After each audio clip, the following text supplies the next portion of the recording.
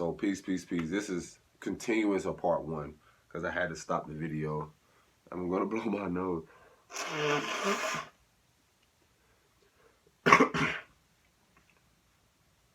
And so again, I went to the mountains. And again, the temperature has changed. I travel, so I went to the mountains, and then when I travel again, the body has to adjust to certain things. So I was in a cold place, and I came to a hot place, and I went back to a cold place up to the mountains. So my body is releasing and shifting and adjusting. So to continue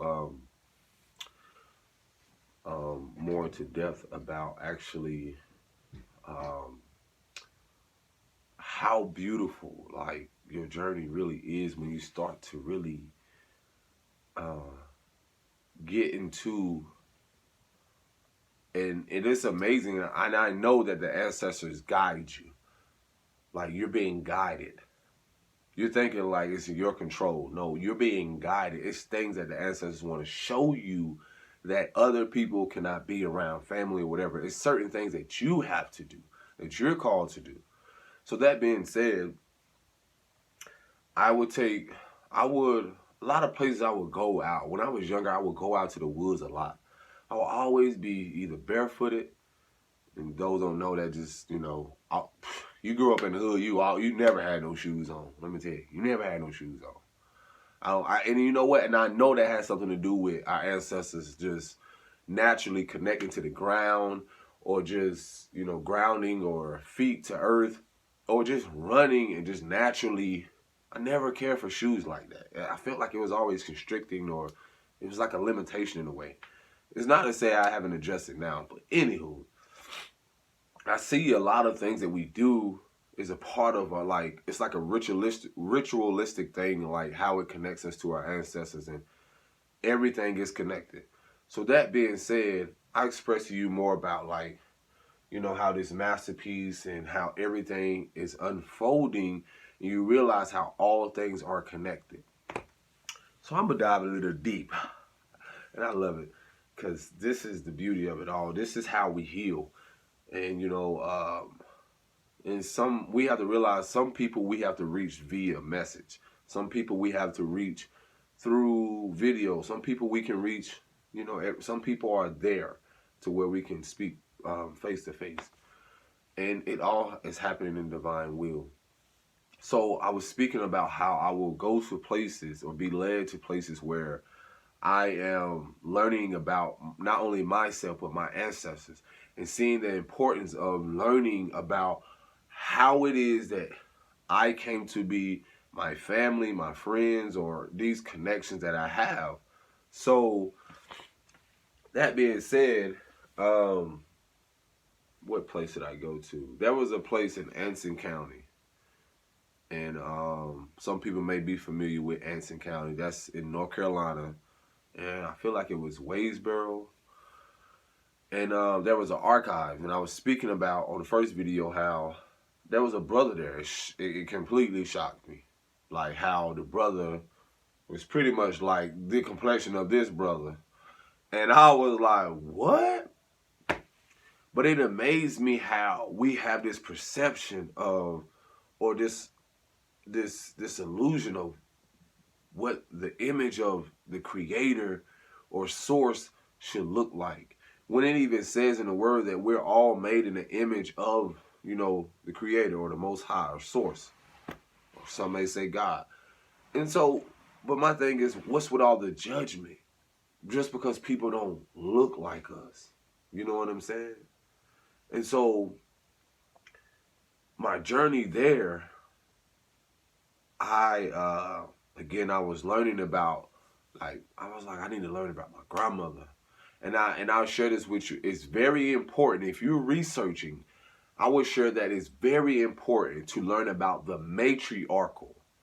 The matriarchal is something that is very vital, because you learn about the matriarchal, you'll realize that I feel like the healing that is taking place now with the divine feminine aspect of who we are, which is like the darkness, which is like the roots of who we are.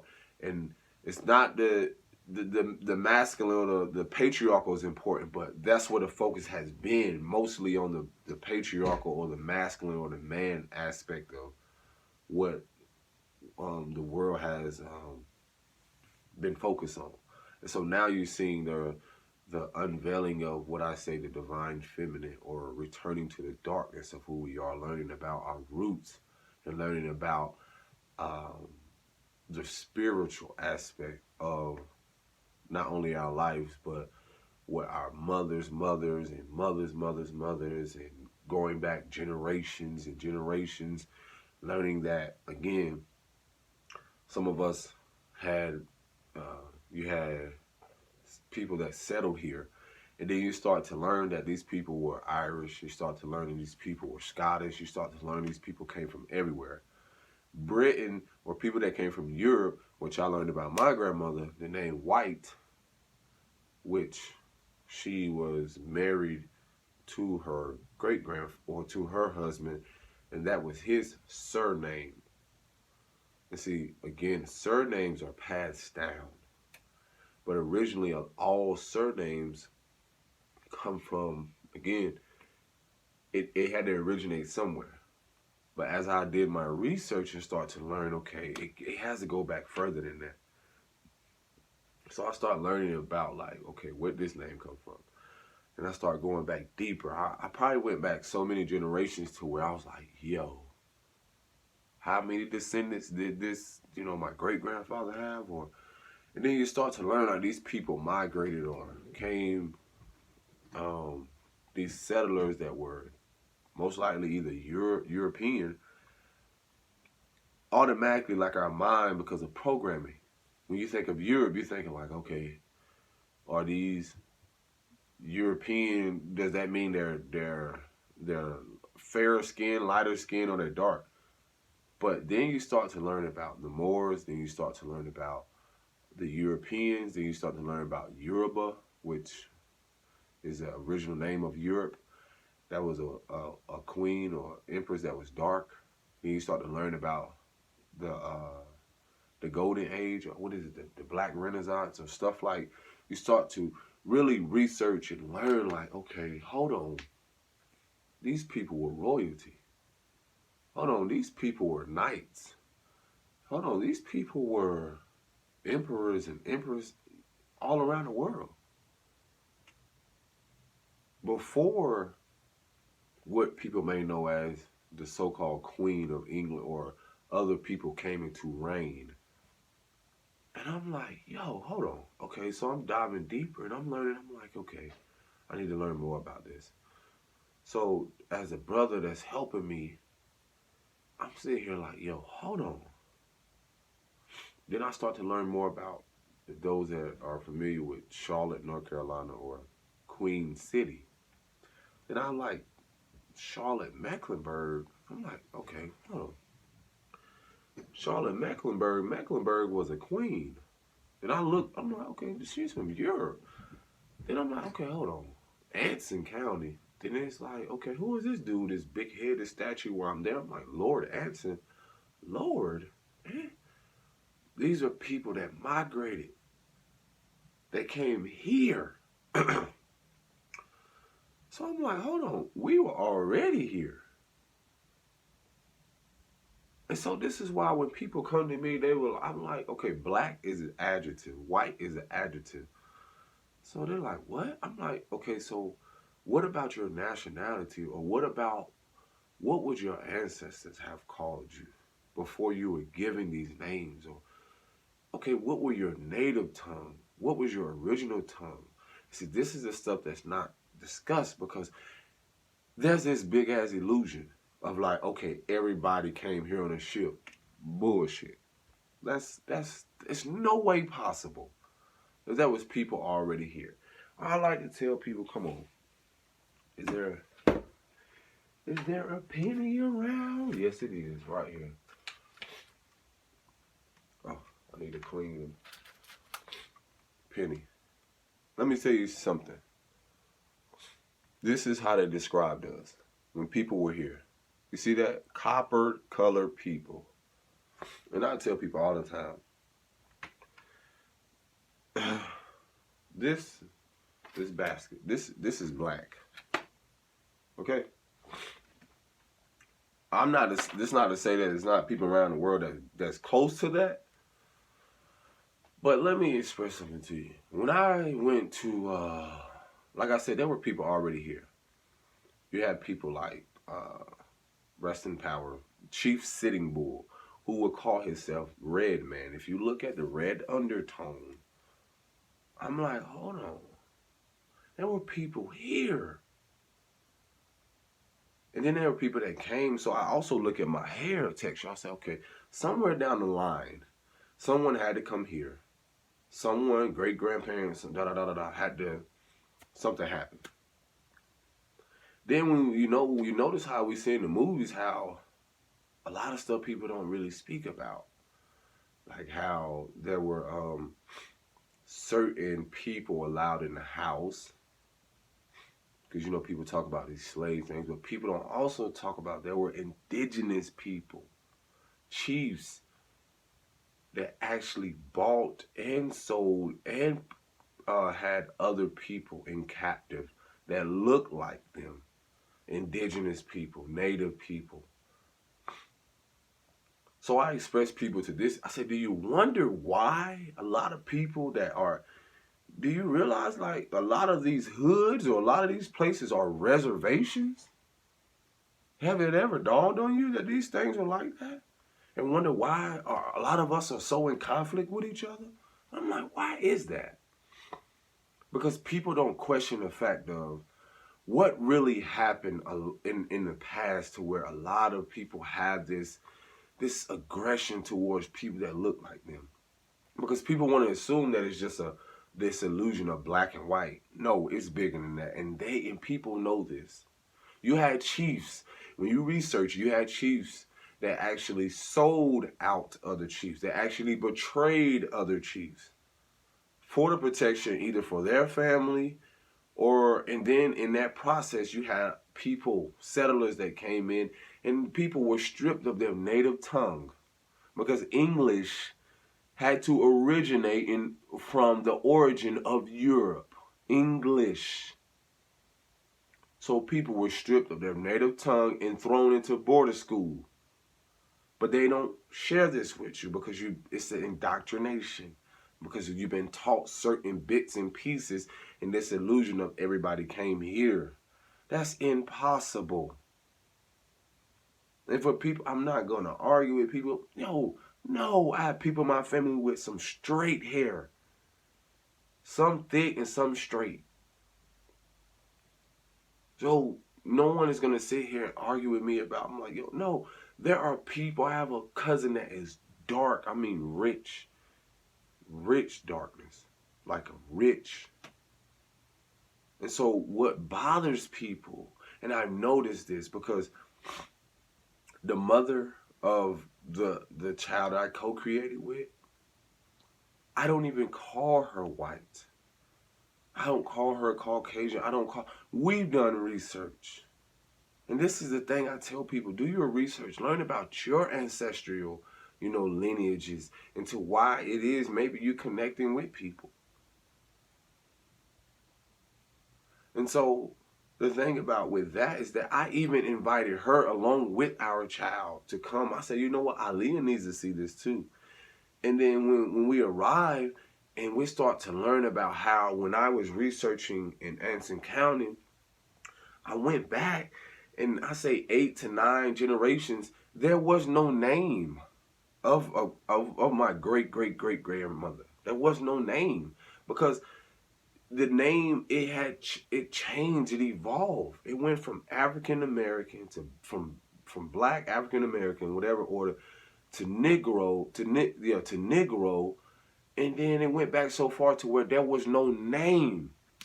So that had to show me that she had something, that she was native to this land, indigenous to this land.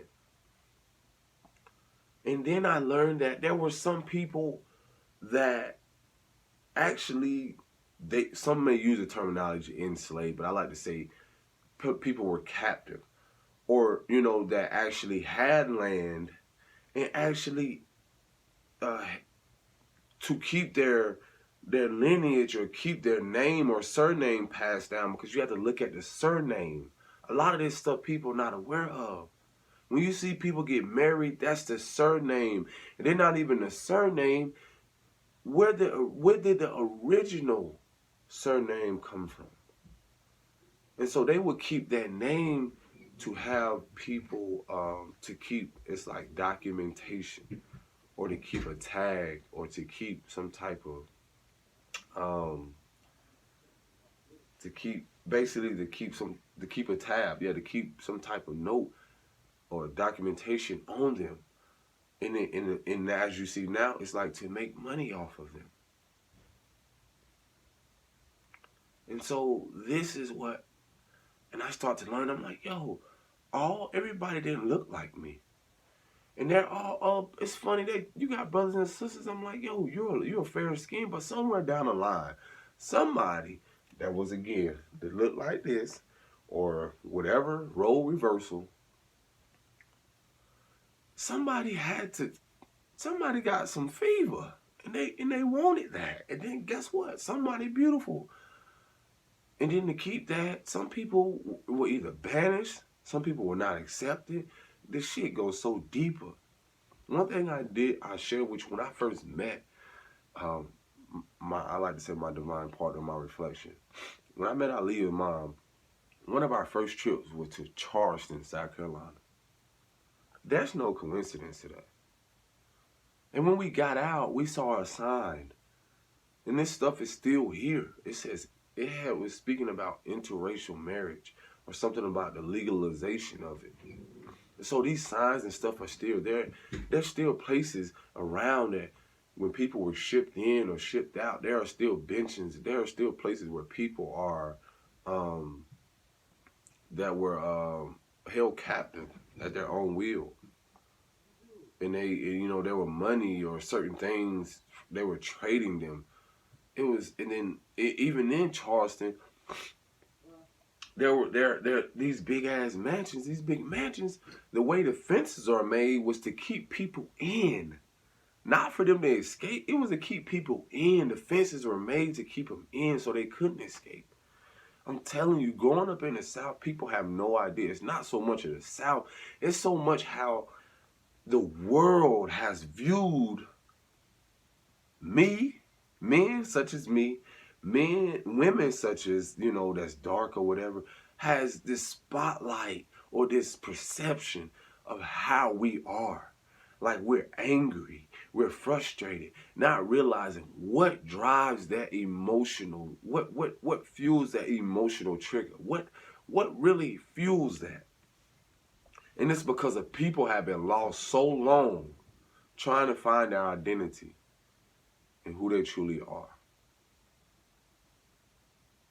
They've been trying to find who they really are because they've been trying to either be loved or feel love in a world that has castrated them, devalued them, or made them feel like they are beneath every other fucking culture or race or whatever, however you want to perceive it. But that is no more and no longer. Because then when you start to research that the Pope prays to what some may call a Black Madonna, when you look around the world where most of the people, the origins of Buddha, and they have braids, and you see these statues that are dark and blue and certain colors representing melanin. And then now people are going to realize, like, you've been trying to push and cover up all what a people that really, truly is compassionate for all people. It's just they've been driven so much away from this, been given this analogy and this illusion of who they should be and not who they truly are. And so now, like, this is why I share my message. Even with my partner, I'm like, it's not even about what you look like. Because I share with her, I said, this is a moment to where the indigenous people, the tribal people, the Lakota and other tribes that will speak about these moments that are being prophesied, which is called the rainbow prophecy, which people will come from different creeds and colors around the world and make the world green again. Because it was never about what people looked like. It was always about what was inside. Because they looked at the world and saw the world that we all have divine feminine and divine masculine, or feminine and masculine traits. And we carry a feminine and masculine energy within us. And so what we have been seeing displayed is that we've been seeing an imbalance. We've been seeing more focus on the masculine aspect, like the light aspect, like everybody's seeing this. But what about the feminine, the healing of the divine feminine? And so when you speak about the divine feminine aspect that's in the darkness, when we're talking about things that are dark,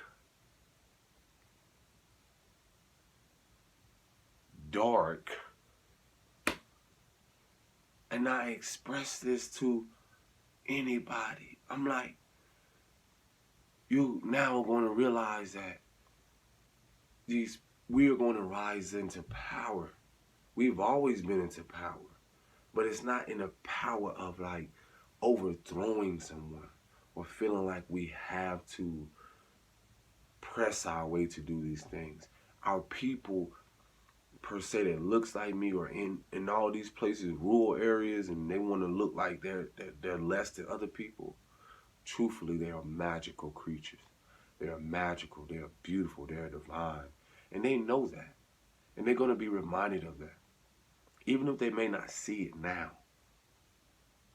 Not only am I here to liberate our people, but there are others. And there's nothing that can stop it, because love conquers all. Love is a universal language. And the only way people can get to move forward in something is if you gather together and then actually speak about what it is that, you're angry at. What drives your emotion? What is it really about? And it's not going to be everybody. It can be very few. But the healers are the powers that be now. Those that love to create, those that love to use their imagination, those that now know the importance of our well-being and nurturing. Because so many people have been driven to think like, okay, this illusion of how these people are just, you've been given this narrative that's false. Then we start to learn about the great empires that were built before the Americas, which has only been into 100 and some odd years, but still, even you learn the architects that built and helped with the creation of the Washington, D.C., or, the architecture of people that around the world. And some people going to be like, what? What? Yeah. Because you learned school. What did school teach you? It not only programmed you. And I'm not this, it's not just people like us. I was one of the lucky ones to see through the bullshit. I'm going to say this, people that have went to these universities, which you're going to eventually learn that these universities was built off certain people or created by certain people that did not even like people like me. I've been to schools where I grew up at that they care nothing more about me as long as I played sports, as long as I was entertaining them. But no, I was always the one that rebelled because I gave no fucks about that.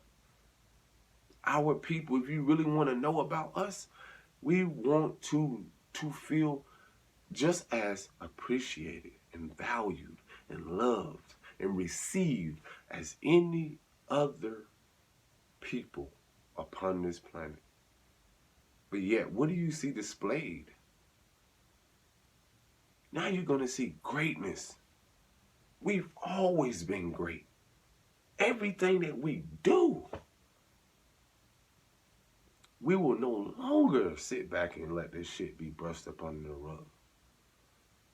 Because we know the more we start to dive deep into our ancestral knowledge and become aware of who we are, there is no fear of death. For we know that our ancestors, they knew that in freedom,